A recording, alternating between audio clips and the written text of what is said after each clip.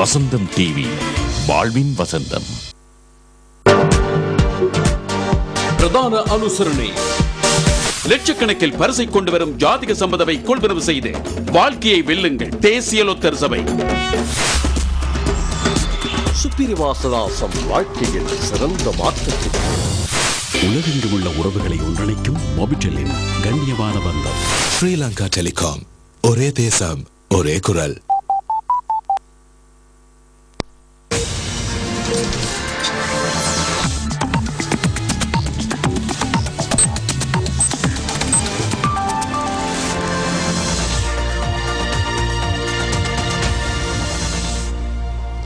வணக்கம்.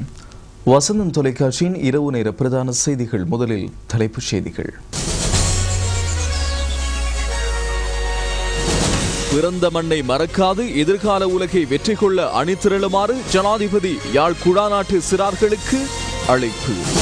வடக்கில் ராணுவ ஆட்சி இடம்பெறவில்லை என பாதுகாப்பு செயலாளர் தெரிவிப்பு. இலங்கைக்கும் கொங்கோவிற்கும் இடையே ராஜதந்திர உறவுகள் ஆரம்பம். கட்சி தலைமையகத்தை சேதப்படுத்தியவர்களுக்கு உரிய தண்டனை வழங்கப்படும் என ரணில் விக்ரமசிங்க எச்சரிக்கை. சிரியாவுக்கு எதிராக மேற்கு நாடுகள் முன்னெடுத்துள்ள நடவடிக்கைகளுக்கு சீன பத்திரிகைகளில் கடும் விமர்சனம். விரிவான செய்திகள். முதலில் உள்நாட்டு செய்திகள். நாட்டின் எதிர்காலத்தின் பொறுப்பு எமது சிறார்களின் கைகளிலேயே உள்ளது. பிறந்த மண்ணை மறக்காது எதிர்கால உலகை வெற்றி கொள்ள இன்றைய அர்ப்பணிப்பு செய்யுமாறு ஜனாதிபதி மஹிந்த ராஜபக்ஷ யாழ் குடாநாட்டு சிறார்களுக்கு அழைப்பு விடுத்தார். உங்கள் பகுதியில் நீச்சல் தடாகம் உள்ள ஒரே பாடசாலை இந்த பாடசாலை தான். இதற்காக உதவி வழங்கிய தாருண்ய தேட்டாக் எல்லோருக்கும் மிக மிக நன்றி. அன்பர் மாணவர்களே, உங்கள் பகுதி விளையாட்டு துறையிலும் முன்னேற வேண்டும். நாகலிங்கம் எதிர்வீரசிங்கம் போன்ற விளையாட்டு வீரர்கள் உங்கள் பகுதியில் மீண்டும் உருவாக வேண்டும். நல்ல நீச்சல் வீரர்கள் உருவாக வேண்டும். முத்தையா முரதரன் போல ரமேஷ், தினேஷ், சதீஷ், பிரண்ரா உங்கள் பகுதி தமிழ் வாலிபர்கள் இலங்கை கிரிக்கெட் குழுவில் விளையாட வேண்டும். அதுதான் எனது ஆசை. அந்த நிலைமை வர நீங்கள் முயற்சி செய்ய வேண்டும். நீங்கள் எல்லோரும் நன்றாக படித்து முன்னேற வேண்டும். இந்த உலகில் களவாட முடியாத ஒன்று அறிவுதான். நீங்கள் எதிர்காலத்தில் இந்த நாட்டிலும் சர்வதேச ரீதியிலும் நல்ல பெயர் வேண்டும். அறிவுதான் பெரிய செல்வம். ஆனாலும் உங்கள் அம்மா அப்பாவை மறக்க வேண்டாம். உங்கள் நாட்டை ஒரு நாளும் மறக்க வேண்டாம். ஒரு சிலர் அபிவிருத்தி வேலைகளை தடுக்க முயற்சி செய்கிறார்கள். எனவே நீங்கள் கவனமாக இருக்க வேண்டும். மும்மொழி இலங்கை வேலை திட்டம் நாம் ஆரம்பித்து உள்ளோம். இந்த நாட்டின் எல்லா பிள்ளைகளும் தமிழ், சிங்களம், ஆங்கிலம் ஆகிய மொழிகளை படிக்க வேண்டும். அப்போது தான் நல்ல எதிர்காலம் உருவாகும். படித்தால் மட்டும் போதாது, நல்ல குணமும் மனித நேசமும் இருக்க வேண்டும். எதிர்காலத்தில் நீங்கள் தான் இந்த நாட்டை பாதுகாக்க வேண்டும்.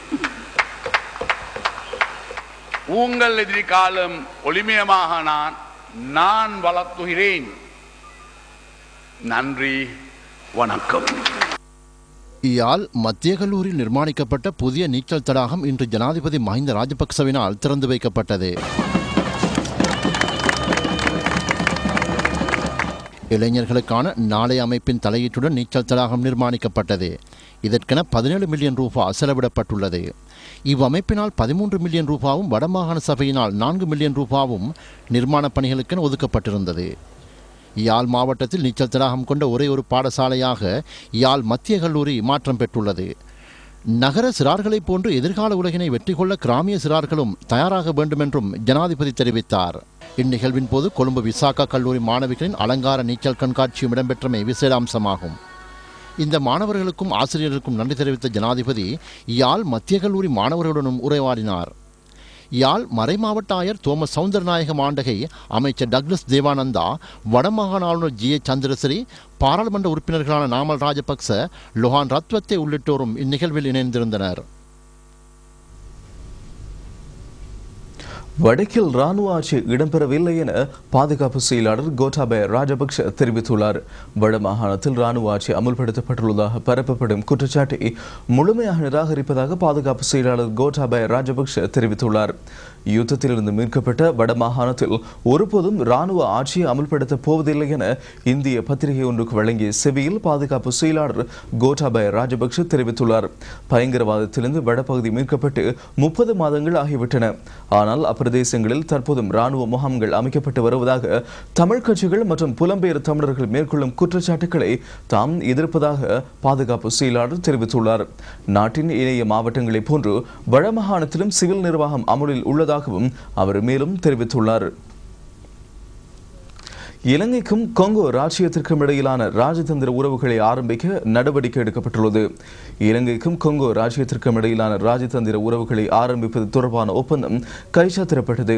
கொங்கோ ராச்சியத்தின் பிராசாவெல்ஸ் நகரில் வைத்து இவ்வொப்பந்தம் கைச்சாத்திடப்பட்டது. இலங்கையின் சார்பில் வெளியுறவு அமைச்சர் பேராசிரியர் ஜி.எல். பீரிஸ், கொங்கோ ராச்சியத்தின் சார்பில் அந்நாட்டு வெளியுறவு மற்றும் ஒருங்கிணைப்பு அமைச்சர் பெசல் இக்குலுவே ஆகியோர் இதில் கைச்சாத்திட்டனர். ஆப்பிரிக்க நாடுகளுடனான அரசியல், வர்த்தகம் மற்றும் கலாச்சார உறவுகளை ஆரம்பிப்பது தொடர்பாக இலங்கை அரசாங்கத்தின் ஆர்வம் இதனூடாக வெளிக்காட்டப்படுவதாக அமைச்சர் ஜி.எல். பீரிஸ் தெரிவித்தார். அமைச்சரின் இந்த விஜயத்தின் போது கொங்கோ ராச்சிய ஜனாதிபதி டெனிஸ் சசோ நுகசோவையும் சந்தித்து உரையாடியுள்ளார். இருதரப்பு உறவுகளை வலுப்படுத்துவது தொடர்பாக இங்கு விசேட கவனம் செலுத்தப்பட்டது. கட்சி தலைமையகத்தை வெளியாறு எவரும் சேதப்படுத்தவில்லை. எமது கட்சியினரை அதனை சேதப்படுத்தினார்கள். அவர்களுக்கு உரிய தண்டனை வழங்குவேன் என ஐக்கிய தேசிய கட்சியின் தலைவர் ரணில் விக்ரமசிங்க ஹம்பாந்தோட்டை கட்டுவன பிரதேசத்தில் இடம்பெற்ற கூட்டம் ஒன்றில் உரையாற்றும் போது தெரிவித்தார்.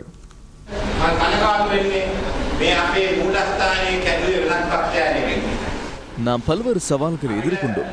வடக்கில் புலி பயங்கரவாதத்திற்கு முகம் கொடுத்தோம். தெற்கிலும் வன்முறைகளை எதிர்கொண்டோம். இவ்வாறான பல்வேறு சவால்களுக்கு நாம் முகம் கொடுத்திருக்கின்றோம். எமது கட்சி தலைமையகத்தை தாக்கினார்கள். அது வேறு யாரும் அல்ல, எமது கட்சியை சார்ந்தவர்கள் இதனை புரிந்தார்கள். அவர்கள் சரியான ஐக்கிய தேசிய கட்சியினர் அல்ல. அவ்வாறு தாக்கியவர்களுக்கு நாம் தகுந்த தண்டனையை வழங்குவோம். அவர் தண்டனை வழங்கி கட்சியை தூய்மையாக்குவோம்.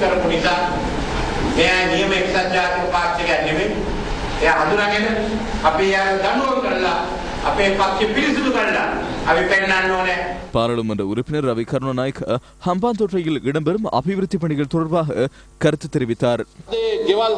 இப்பகுதிகளில் வீடுகள் நிர்மாணிக்கப்பட்டிருக்கின்றது. எனக்கு தெரியும். இப்பகுதியில் பாரிய அபிவிருத்திகள் இடம்பெற்று வருகின்றது என்பது எமக்கு தெரியும். நாம் மகிழ்ச்சி அடைகிறோம். இன்று ரூபவாகினி, ஐடிஎன் போன்ற அலைவரிசைகள் இங்கு வந்துள்ளன. இப்போது எமக்கு சேர் பூசுவதில்லை. நாம் இதனை பாராட்டுகின்றோம். ஒரு தாய் பிள்ளைகள் போன்று இந்நாட்டு மக்கள் வாழ்வதை காண்பதே தனது ஒரே நோக்கமாகும். நாட்டை பிரிவினைவாதத்திற்கு இட்டுச் செல்லும் நிறைவேற்ற முடியாதவைகளை முன்வைத்து என்றும் பிரச்சனைகளை ஏற்படுத்தும் குழு ஒன்று எமது அரசியலில் உள்ளது. சமூகத்தில் ஐக்கியத்தை ஏற்படுத்தும் கோரிக்கை தொடர்பாக பேசுவதிலேயே தான் நம்பிக்கை வைத்துள்ளதாக ஜனாதிபதி மஹிந்த ராஜபக்ஷ வடபகுதி மக்கள் மத்தியில் உரையாற்றும் போது தெரிவித்தார். யாழ்ப்பாணம் சாவகச்சேரி வைத்தியசாலையின் புதிய ஓட் தொகுதி மற்றும் மருத்துவர் விடுதியை திறந்து வைக்கும் வைபவத்தில் கலந்து கொண்டு உரையாற்றும் போதே ஜனாதிபதி இதனை தெரிவித்தார். வைத்தியசாலைக்கு சென்ற ஜனாதிபதி தமிழ் கலாச்சாரத்திற்கேற்ப பொன்னாடை பொருத்தி வரவேற்கப்பட்டார். 86 கட்டில்கள், மருந்து களஞ்சியம், சிடி ஸ்கேன கருவி உட்பட சகல வசதிகளும் கொண்டதாக இந்த ஓட் தொகுதி காணப்படுகிறது. இதற்கு பின்லாந்து மற்றும் அயர்லாந்து செஞ்சிலுவை சங்கங்கள் 150 மில்லியன் ரூபாவை வழங்கியிருந்தன. சுகாதார அமைச்சு மற்றும் வடமேல் மாகாண சுகாதார அமைச்சின் ஏற்பாட்டில் நிர்மாண பணிகள் இடம்பெற்றன. மருத்துவர்களுக்கான சகல வசதிகளும் கொண்ட 2 மாடி விடுதியும் ஜனாதிபதியினால் திறந்து வைக்கப்பட்டது. புதிய வோட் தொகுதியின் முதலாவது நோயாளரும் அங்கு பதிவு செய்யப்பட்டார். ஜப்பான் அரசாங்கம் மற்றும் உலக வங்கியின் உதவியுடன் சுகாதார மருத்துவ அதிகாரிகள் மற்றும் பொது சுகாதார அதிகாரிகளுக்கு 100 மோட்டார் சைக்கிள்களும் 285 சைக்கிள்களும் பகிர்ந்து அளிக்கப்பட்டன. ஜனாதிபதி அங்கு தொடர்ந்து உரையாற்றுகையில் நாட்டின் பொறுப்பு சகடரையும் சாரும் என தெரிவித்தார். மக்களை ஒன்றாக இணைத்து இன குல பேதமின்றி சமூகத்தை முன்னெடுத்துச் செல்ல வேண்டிய பொறுப்பு ஊடகங்களுக்கு இருப்பதாகவும் அவர் சுட்டிக்காட்டினார்.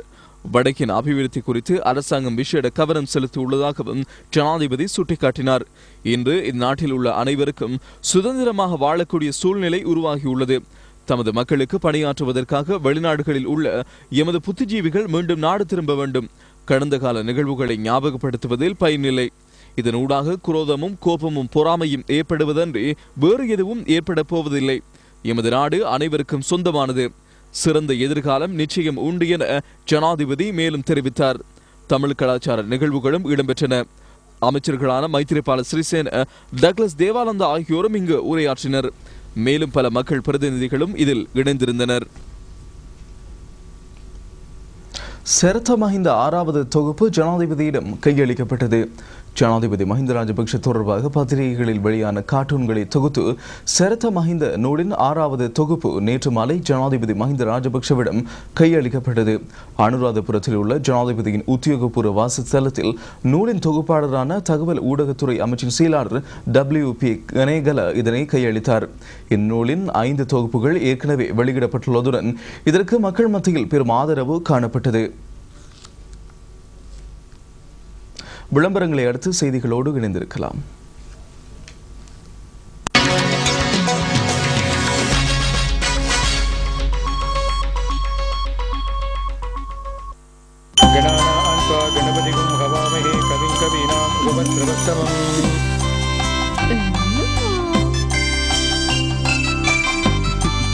நேரமாச்சு. நாங்கள் ரெடி. சரி சொல்லுங்க அப்பா. உலகெங்கும் உள்ள உறவுகளை ஒன்றிணைக்கும் மொபிட்டலின் கண்ணியமான பந்தம். அப்பா நீங்க பக்கத்துல இல்லாத குறையே தெரியல. සතියට දින 3ක් දිනුම් අදින මහජන සම්පත මේ අඟහරුවාදා සුපිරිතයාගේ රුපියල් ලක්ෂ 241යි. මහජන සම්පත ජාතික ලොතරැයි මණ්ඩලය.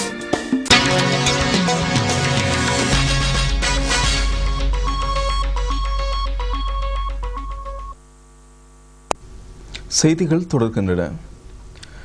தேசத்திற்கு மகுடம் கண்காட்சி வளவில் உள்ள சுயாதீன தொலைக்காட்சி கூடத்தை பார்வையிட பெரும் எண்ணிக்கையிலானோர் வருகை தந்துள்ளனர். கண்காட்சியை பார்வையிட 1 கிலோமீட்டருக்கும் கூடுதலான தூரத்திற்கு மக்கள் காத்து நிற்பதாக அங்கிருக்கும் எமது பிரதிநிதிகள் தெரிவிக்கின்றனர். நன்றி சுக்ரி. அனுராதபுர நகரத்திலிருந்து ஏறத்தாழ 24 கிலோமீட்டர் தொலைவில் அமைந்திருக்கின்ற ஒயாமடுவ என்ற பிரதேசத்திலே இடம்பெற்றுக் கொண்டிருக்கின்ற 6வது தேசத்திற்கு மகுடம் தேசிய கண்காட்சியோடு உங்களோடு இணைந்து கொள்வதில் நாங்கள் மகிழ்வடைகின்றோம். இன்றைய தினத்தில் நாங்கள் இப்பொழுது நின்று கொண்டிருப்பது மாகாண சபைகளுக்குரிய கூட்டத்திற்குரிய பகுதியில் தான் நாங்கள் நின்று கொண்டிருக்கின்றோம். இலங்கையில் இருக்கின்ற 9 மாகாண சபைகளும் தங்களுக்கு ஏற்றவாறு ஒவ்வொரு காட்சி கூடங்களை அமைத்திருக்கின்றன. தற்பொழுது நாங்கள் முதலாவதாக செல்லப்போவது வடமாகாணத்திற்குரிய காட்சி கூடத்திற்குள் செல்ல போகின்றோம். அங்கே எங்களுடைய ஜஃபீர் நிற்கின்றார். அங்குள்ள நிலைமைகள் எப்படி என்று பார்க்கலாம். ஜஃபீர், கொண்டிருப்பது நீங்கள் பார்த்து கொண்டிருப்பது மாகாண சபைகள் கூட்டம். 9 மாகாண சபைகளும் தங்களுடைய சிறப்பான அற்புதமான காட்சி கூடங்களை அமைத்திருக்கிறார்கள். 9 காட்சி கூடங்களும் மிகவும் அழகாக இருக்கின்றன. அதில் ஒன்றுதான் வடமாகாணத்தின் காட்சி கூடம். இந்த வடமாகாணத்தின் காட்சி கூடம் வடமாகாணத்துக்குரிய அற்புதமான இலச்சினைகளோடும் வடமாகாணத்துக்குரிய அடையாளங்களோடும் மிகவும் சிறப்பாக அழகாக அமைத்திருக்கிறார்கள் என்றால் அது மிகையாகாது. மன்னாரில் இருக்கின்ற அல்லிராணி கோட்டை, அதே போல யாழ்ப்பாணத்தில் இருக்கின்ற யாழ்ப்பாண கோட்டை, இப்படி பல்வேறுபட்ட அம்சங்களோடு வடக்கின் வசந்தத்தின் ஊடாக வடக்கிலே இடம்பெற்றுக் கொண்டிருக்கும் பல அபிவிருத்தி பணிகளோடு சுதேச வைத்தியத்துறை இன்னும் இருக்கின்றன யாழ்ப்பாணத்திலே. அந்த வைத்திய பொருள்கள் மற்றும் மருந்து உபகரணங்களோடு இன்னும் ஒரு சிறப்பு அம்சம் என்னவென்றால், பல வருடங்களாக எமது மூதாதையர்கள் பாவித்த வெங்கல வெள்ளி பொருள்களை ஒரு சிறிய குடிசைக்குள் அழகாக மிகவும் அற்புதமாக பார்ப்பதற்கு கவர்ச்சியாக வைத்திருக்கிறார்கள் என்றால் அது மிகையாகாது. எமது முன்னோர்கள் பலர் பாவித்த வெங்கல வெள்ளி பொருட்கள் இங்கே இருக்கின்றன. அவற்றோடு இன்னும் ஒரு சிறப்பம்சம் என்னவென்றால் 2500 வருடங்களுக்கு முன்பு பாவித்த கண்டெடுக்கப்பட்ட வவுனியாவிலே கண்டெடுக்கப்பட்ட பல தொல்பொருள் ஆராய்ச்சிகள் என்பன இங்கே பார்வைக்காக வைக்கப்பட்டிருக்கின்றன. அது மாத்திரமல்ல, நெடுந்தீவிலே பௌத்த மதம் இருந்ததற்கான பல அடையாளங்களோடு இங்கே நெடுந்தீவிலே பௌத்த மத எச்சங்கள் பல இங்கே காட்சிப்படுத்தப்பட்டு புகைப்படங்களாக பொறிக்கப்பட்டிருப்பதையும் நாம் காணக்கூடியதாக இருக்கிறது. இது 2500 வருடங்களுக்கு முன்பு பாவித்த பல வரலாற்று புகழ்மிக்க கண்டுபிடிப்புகள் இவை. 2500 வருடங்களுக்கு முன்பு பாவித்த பொருட்கள். இது வவுனியாவிலே கண்டெடுக்கப்பட்ட பொருட்கள். இப்படி வடக்கின் பல அம்சங்களோடு இந்த வடமாகாணத்தின் காட்சிக்கூடம் அமைக்கப்பட்டிருக்கிறது என்றால் அது மிகையாகாது. இன்னும் பல தகவல்களோடு எங்களுடைய மூர்த்தி இருக்கின்றார் வெளிப்புறத்திலே. நாம் இப்பொழுது மூர்த்தியோடு தொடர்பு கொள்கின்றோம். மூர்த்தி. நன்றி ஜாஃபேர். நாங்கள் இப்பொழுது தென் மாகாணத்துக்குரிய காலி கோட்டையினுடைய மாதிரி உருவப்படத்தை தான் இப்பொழுது பார்த்துக் கொண்டிருக்கின்றோம். அந்த வகையில் நிறைய காட்சிக்கூடங்கள் அனுராதபுரத்தில் இடம்பெற்றிருக்கின்ற ஒயாமடு என்னும் இடத்தில் இடம்பெற்றுக் கொண்டிருக்கின்ற 6வது தேசத்திற்கு மகுடம் தேசிய கண்காட்சியில் இருக்கின்றன. எனவே உங்களையும் நாங்கள் அன்புடன் அழைக்கின்றோம். இந்த சந்தர்ப்பத்தை தவறவிடாதீர்கள் என்று கேட்டுக்கொள்கின்றோம். ஆகவே நீங்களும் வாருங்கள், இதனை பார்த்து பயன்பெறுங்கள். நன்றி. தேசத்திற்கு மகுடம் கண்காட்சியை பார்வையிட ஏராளமான பாடசாலை மாணவர்களும் பொதுமக்களும் வருகை தந்துள்ளனர். அனுராதபுரம் தேசத்திற்கு மகுடம் கண்காட்சியை பார்வையிட்டதன் பின்னர் பெற்ற அனுபவங்களை பாடசாலை மாணவர்களும் பொதுமக்களும் எம்மோடு பகிர்ந்து கொண்டனர். தேடக்கருள்ள எனும் இந்த மாபெரும் எக்ஸிபிஷன் சகல மாணவர்களுக்கும் பெரும் உதவியானதாக இருக்கின்றது. எந்த வகையில் என்றால், மாணவர்கள் காண முடியாத அருமையான பல காட்சி அறைகளையும் இங்கு அமைத்துள்ளார்கள். இது மாணவர்கள் அனைவருக்கும் மிகவும் ஆக்கப்பூர்வமானதாக அமைந்துள்ளது. ஏனைய நாடுகளிலே இவ்வாறு காட்சி அளிக்காத விதத்திலே எங்களுடைய நாட்டிலே அறிவுக்கு விருந்தளிக்கும் இந்த கண்காட்சி மிகவும் ஒரு பொறுமதிமிக்க ஒன்று என்பதை நான் இந்த இலங்கை வாழ் மக்களுக்கும் உலகத்திலே வாழுகின்ற மக்களுக்கும் நான் தெரிவித்துக் கொள்கின்றேன். தேட்டகிரியுள்ள என்ற இடத்தில் மிகவும் அழகான இடமாக இருக்கிறது. எங்கள் மனதை கவர்ந்த இடமாக உள்ளது. ஒவ்வொரு நிகழ்ச்சியை பார்க்கும் போது மனதிற்கு சந்தோஷம் ஏற்படுகின்றது. கல்வி சம்பந்தமான நிறைய விஷயங்களை பார்த்து மகிழ்ந்து விட்டு போனோம். சிவனொளி பாதமலை யாத்ரீகர்களுக்கான வசதிகள் அதிகரிக்கப்பட்டுள்ளன. போக்குவரத்து நெரிசலுக்கு தீர்வு காணப்பட்டு இன்று முதல் புதிய போக்குவரத்து திட்டங்கள் அமல்படுத்தப்பட்டுள்ளன. சிவனொளி பாதமலை யாத்திரைக்காக தற்போது ஆயிரக்கணக்கான பக்தர்கள் வருகை தந்த வண்ணம் உள்ளனர். இவர்களுக்கு அதிகபட்ச வசதிகள் ஏற்படுத்தி கொடுக்கப்பட்டுள்ளதாக நுவரெலியா மாவட்ட செயலாளர் டிபிஜி குமாரஸ்ரீ தெரிவித்தார். லட்சக்கணக்கான யாத்ரீகர்கள் வருகை தருவதனால் கடும் போக்குவரத்து நெரிசல் ஏற்பட்டுள்ளது. இதற்கு தீர்வாக இன்று முதல் போக்குவரத்து போலீஸ் பிரிவினால் விசேட போக்குவரத்து திட்டங்கள் அமல்படுத்தப்பட்டுள்ளன. இதன் பிரகாரம் சிவனொளி பாதமலைக்கு வருகை தரும் அனைத்து வாகனங்களும் ஹட்ட நகரத்தின் ஊடாக வருகை தருவதுடன் அங்கிருந்து வெளியேறும் போது நோட்டன் பிரிட்ஜ் தியகல பாதையையும் கலுகல பாதையையும் பயன்படுத்துமாறு வேண்டுகோள் விடுக்கப்பட்டுள்ளது. அத்துடன் சிவனொளி பாதை யாத்ரீகர்கள் நலன் கருதி விசேட தொலைபேசி இலக்கங்களும் வெளியிடப்பட்டுள்ளன. 051 35 26 660, 051 35 26 661, 051 35 26 662 ஆகிய தொலைபேசி இலக்கங்களை தொடர்பு கொள்வதன் மூலம் தேவையான விவரங்களை பெற்றுக்கொள்ளலாம். சிவனொளி பாதமலை அடிவாரம் வரை யாத்ரீகர்கள் பயணம் செய்வதற்காக விசேட இலங்கை போக்குவரத்து சபை மற்றும் தனியார் பஸ்களும் சேவையில் ஈடுபடுத்தப்பட்டுள்ளன. அத்துடன் யாத்ரீகர்களின் சுகாதார சேவை கருதி பல திட்டங்களும் முன்னெடுக்கப்பட்டுள்ளன. சிற்றுண்டி சாலைகளில் உணவு தொடர்பாக அவதானமாக இருக்கும்படி மக்கள் அறிவுறுத்தப்பட்டுள்ளனர்.